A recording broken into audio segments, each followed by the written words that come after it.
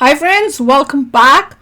News आ रही है कि बांग्लादेश पर आक्रमण, आर्मी का कब्जा। ओए होए, army capture 271 kilometre border close to Bangladesh. कौन सी आर्मी?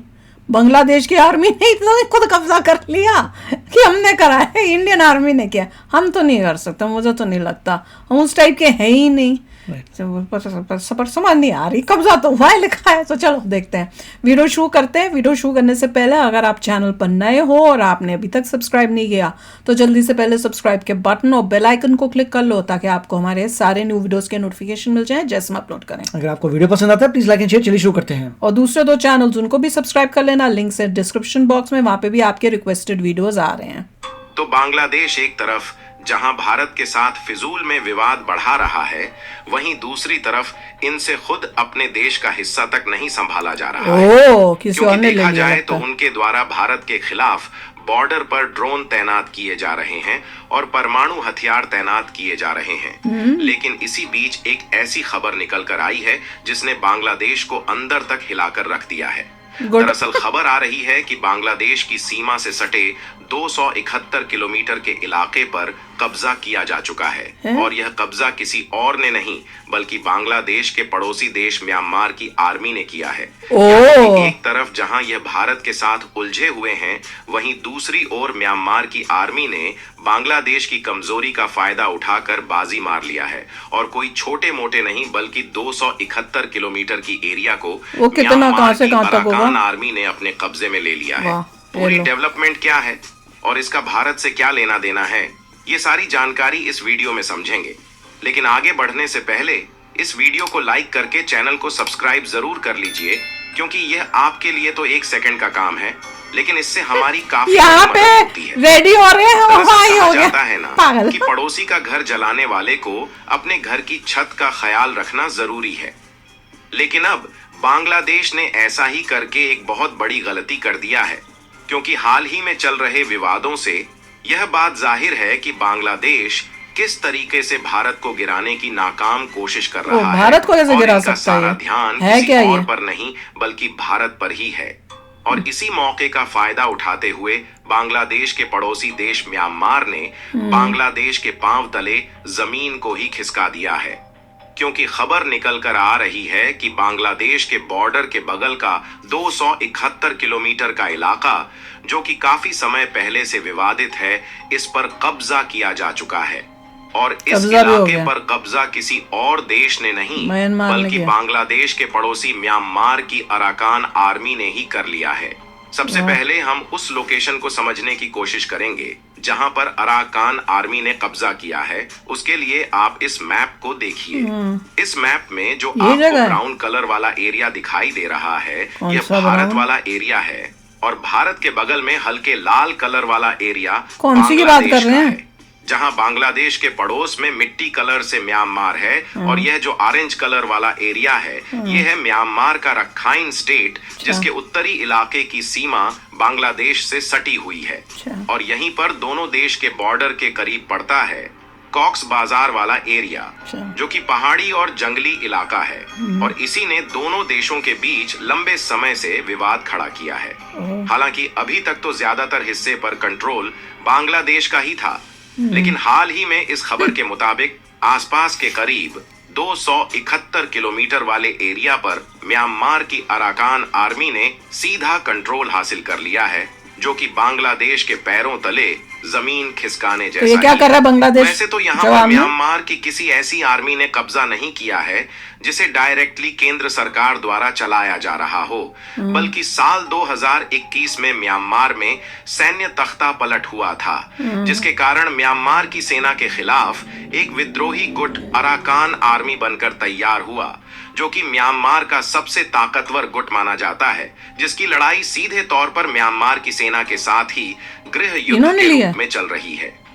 फिलहाल म्यांमार की अराकान आर्मी द्वारा कब्जा किया जाना यह दिखाने के लिए काफी है कि बांग्लादेश की सीमा सुरक्षा कमजोर हो गई है, जिसके कारण बांग्लादेश की सीमा सुरक्षा पर भी अनेकों सवाल खड़े होने लगे हैं। और बांग्लादेश के लिए दूसरी सबसे बड़ी समस्या यह है कि एक तो पहले से ही उनके देश में आर्थिक संकट गहराया हुआ है और इस कब्जे के बाद इन इलाकों के लोग भी बांग्लादेश में अंदर घुसते हुए देखे जाएंगे, जो कि उनके लिए नई मुसीबत खड़ी कर सकता है।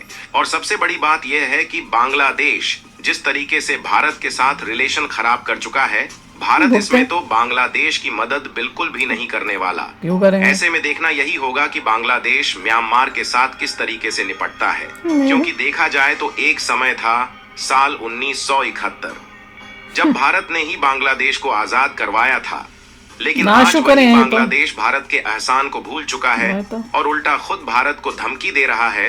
तो ऐसे में बांग्लादेश के लिए कोई मूर्ख ही होगा जो साथ देने के लिए अपना कदम आगे बढ़ाएगा। इसके अलावा भले ही बांग्लादेश के साथ हमारे राजनीतिक और व्यापारिक रिश्ते बिगड़ चुके हैं, लेकिन म्यांमार के साथ भारत का काफी अच्छा व्यापारिक और आर्थिक रिलेशन है। इसीलिए आज तक म्यांमार के आंतरिक मामलों में भारत ने कोई भी टिप्पणी नहीं किया और आगे भी फिजूल में भारत म्यांमार के साथ टिप्पणी तो बिल्कुल भी नहीं करना चाहेगा। और म्यांमार भारत के लिए कितना ज्यादा इंपॉर्टेंट है, इसका अंदाजा इसी बात से लगाया जा सकता है कि हर साल $2 अरब का ट्रेड म्यांमार के साथ भारत का होता है। हालांकि यहाँ पर म्यांमार से हमारी जरूरतें ज्यादा पूरी होती हैं और हमारा इंपोर्ट $1.3 बिलियन के करीब है, जिसमें कई प्रकार के एडिबल ऑयल और दालों के साथ साथ विभिन्न प्रकार की लकड़ियां, कीमती पत्थर और मोती को हम एक बहुत बड़े लेवल पर म्यांमार से खरीदते हैं, जबकि एक्सपोर्ट इससे कम है, केवल $700 मिलियन। ज्यादा एक्सपोर्ट करते किसको है, मुझे तो ये नहीं समझ में आ रहा। भारत के द्वारा म्यांमार में काफी सारी दवाइयां, इंजीनियरिंग गुड्स और टेक्सटाइल से बने ज्यादातर प्रोडक्ट एक्सपोर्ट किया जाता है। यानी कि म्यांमार में हमारा एक्सपोर्ट $700 मिलियन ही है, जबकि म्यांमार से हमारा इंपोर्ट $1.3 बिलियन है। इसमें जाहिर सी बात है कि इनके साथ हमारा $600 मिलियन का व्यापार घाटा चल रहा है। लेकिन वहीं दूसरी ओर देखा जाए तो भारत के द्वारा म्यांमार में तेल और गैस के लिए इंफ्रास्ट्रक्चर डेवलपमेंट, एजुकेशन और टूरिस्ट सेक्टर में काफी ज्यादा निवेश किया गया है, जिससे अगर लंबे समय का लाभ देखा जाए तो म्यांमार हमारे लिए काफी ज्यादा लाभकारी है। यहां तक कि इस मैप में जो आपको म्यांमार का यह वाला सिटवे बंदरगाह दिखाई दे रहा है, इसका कंट्रोल इस समय भारत के हाथों में है और इसके संचालन का जिम्मा अप्रैल महीने में ही म्यांमार ने भारत को दे दिया था। यानी कि आर्थिक रूप से देखा जाए तो म्यांमार हमारे लिए काफी ज्यादा इंपॉर्टेंट है और भविष्य में हिंद महासागर में भारत की पकड़ बढ़ाने के लिए एक रणनीति साझेदार साबित हो सकता है। जबकि बात बांग्लादेश की जाए तो यह भारत के लिए एक पाकिस्तान की तरह दूसरा दुश्मन बन चुका है और इनके द्वारा नए नए प्लान के साथ भारत से भिड़ने की कोशिश अभी भी जारी है। यहाँ तक कि हाल ही में यह भी खबर देखने को मिली कि इन्होंने पिछले हफ्ते तुर्की से जो ड्रोन खरीदा था, वही TB2 किलर ड्रोन मेघालय के बगल में उड़ती हुए नजर आई। हमने आपको बताया था कि बांग्लादेश ने तुर्की से जिन ड्रोन्स को खरीदा है, ये बहुत ही ज्यादा घातक ड्रोन है, क्योंकि ये न सिर्फ अटैक कर सकते हैं बल्कि लंबी दूरी तक जासूसी के लिए भी इस्तेमाल किए जा सकते हैं। कुछ दिन पहले बांग्लादेश का यही ड्रोन पश्चिम बंगाल के बॉर्डर के करीब उड़ता हुआ देखा गया था और हाल ही में यह एक बार फिर से मेघालय के बॉर्डर के करीब उड़ता हुआ देखा गया। क्या करना चाहते हैं? जिससे यह समझने के लिए काफी है कि बांग्लादेश इसका इस्तेमाल करके भारत पर निगरानी करके शांति भंग करने की शुरुआत कर रहा है। हालांकि इन्होंने एक भी बार सीमा पार नहीं किया और अगर यह भारत की सीमा में घुसते हैं तो भारतीय सेना पूरी तरीके से तैयार है और यह बांग्लादेश तुर्की दोनों के लिए बुरी खबर है कि इंडिया इन ड्रोन को मार गिराने में कैपेबल है।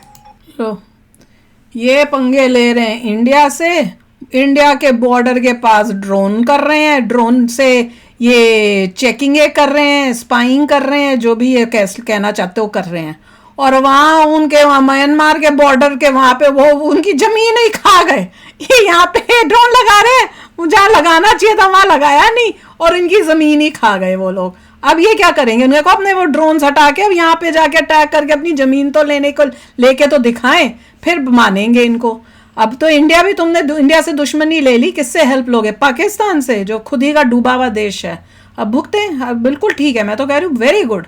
म्यांमार को बोलो थोड़ी और जमीन ले लो, लेते जाओ। और अगर हम ये हमसे हेल्प भी मांगे या इनको जरूरत हो तो डील ये करो, यहाँ से तुम्हें बचाएंगे, वहां पे हमारी चिकन नेक का जमीन हमें दे दो, नहीं तो जाओ अपने आप भुगतते रहो। पर this is just simply great, इन लोगों के साथ यही होना चाहिए। और जैसे को तैसा एक परफेक्ट एग्जाम्पल इस सिचुएशन में दिख रहा है। Very good. तो चलो यार, आप भी शेयर करना अपने थॉट्स। चलते हैं, मिलेंगे नेक्स्ट वीडियो में बहुत ही जल्द। Till then take care and bye bye. तो अगर आप मेरे इस चैनल पे नए हो तो जल्दी से सब्सक्राइब के बटन को हिट करो और बेल आइकन को क्लिक करो, ताकि आपको मेरा जब नया वीडियो मैं लगाऊं आपको उसके बारे में जल्दी से पता चल जाए।